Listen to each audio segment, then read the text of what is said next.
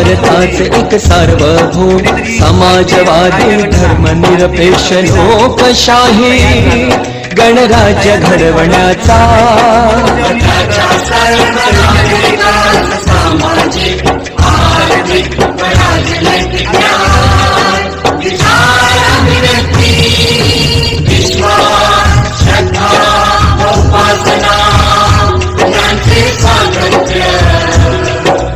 दर्जाची व संधीची समानता